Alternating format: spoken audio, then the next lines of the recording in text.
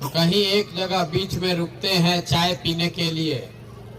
तो हमारे गांव में जब आपके चाय पी रहे हैं तो हमारे साथियों ने आपको निमंत्रण दिया होगा कि चलिए वहीं चाय पीजिएगा, बातचीत भी होगा। आपका बात सुन रहे हैं, यहाँ पर लिखा हुआ है भी पढ़ रहे हैं। जहाँ पहुँचेंगे वहाँ पर भी पूरा इसका रिपोर्ट मिलेगा कि आप क्या क्या बात बताए। ये जो बात आप बता रहे हैं, बेरोजगारी है, पलायन है, भ्रष्टाचार है, किसान बदहाल है, नली गली नहीं बना है, सब गांव में रोज हम लोग सुनते हैं। 4,500 गांव में हम पैदल चल के आ रहे हैं। 16 महीना से घर परिवार छोड़कर गाँव गाँव में पैदल चल रहे हैं।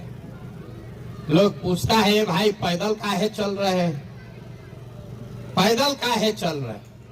हम तो किसी का मदद करते नहीं हैं, हम नाली गली नहीं बनवाते, राशन कार्ड नहीं बांटते हैं, वृद्धावस्था पेंशन नहीं देते। रास्ता में चल रहे हैं, लोगों से बात करते हैं, देखते हैं आपकी समस्या, उससे निकलने का रास्ता आपको बताएंगे। लोग कहता है भैया इतना पैसा खर्चा करके पैदल चल रहे हैं, हम ही लोग को पैसा कुछ दे देते तो कल्याण हो जाता।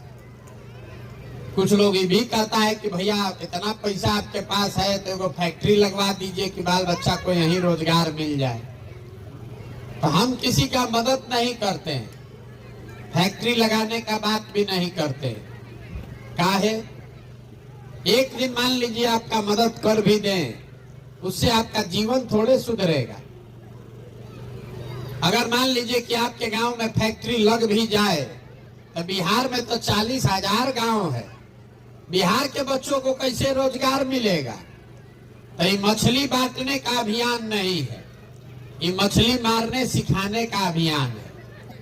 हम आपको भी कुछ नहीं देंगे और आपसे कुछ मांगेंगे भी नहीं। हम वोट वोट नहीं मांगते। आपको अभी 10-15 मिनट में वो रास्ता बताएंगे। अगर आपको समझ में आ जाए तो जितना आपका समस्या है, ए भैया किसको वोट दे, ए भैया किसको वोट दे कि हमारा जीवन सुधरे, हम जो रास्ता बताएंगे उसमें ऐसा चाबी है कि वोट जिसको मन है उसको दीजिए, लेकिन हमारे रास्ता से अगर वोट दीजिएगा तो वोट चाहे लालू को दीजिए कि नीतीश को कि मोदी को, आपके बच्चे के लिए पढ़ाई या रोजगार निश्चित तौर पर हो जाएगा। अगर वो रास्ता सीखना है तो अभी 4 गो सवाल पूछेंगे, उसका जवाब देना पड़ेगा। जवाब सबको देना है, यहाँ कथा सुनने नहीं आए, मुंह से जोर से बोलना पड़ेगा, हाथ उठाकर।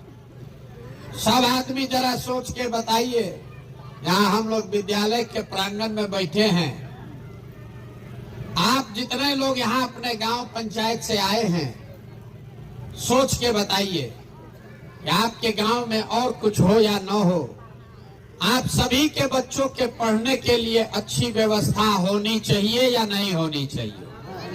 उठाइए, हथवा उठाकर जोर से बोलिए, हाँ कि ना। होना चाहिए कि नहीं होना चाहिए?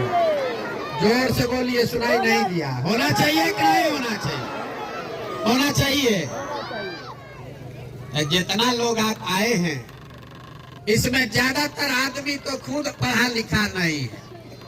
आप चाहे पढ़े लिखे हैं या अनपढ़ हैं, आप अगड़ी जाति के हैं या पिछड़ी जाति के, आप महिला हैं कि पुरुष, गरीब हैं या अमीर, सब आदमी कह रहा है ए भैया पढ़ाई होना चाहिए।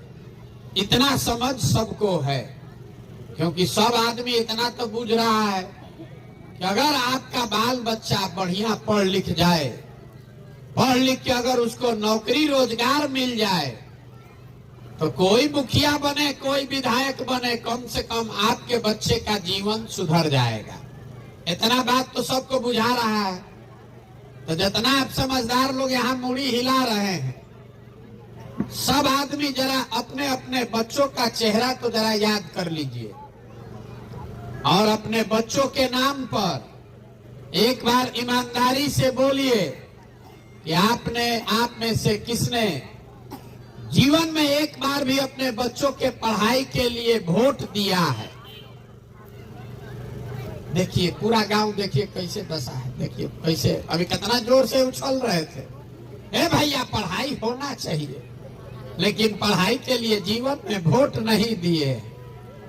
ए भैया फैक्ट्री होना चाहिए, रोजगार यही मिलना चाहिए, लेकिन फैक्ट्री रोजगार के लिए वोट नहीं दिए।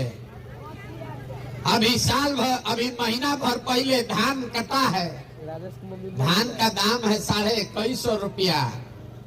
आप धान बेचे हैं 1500 में, 1600 में, सबको बुझा रहा है। ए भैया 2150 मिलता तो आमदनी बढ़ जाता, लेकिन धान गेहूं के दाम के लिए तो आपको वोट देना नहीं है। तो जब आप पढ़ाई के लिए, रोजगार के लिए, अपने आमदनी के लिए वोटे नहीं देते हैं तो आपको मिलेगा कैसे? अब तुरंत कोई खड़ा होगा यहाँ ज्ञानी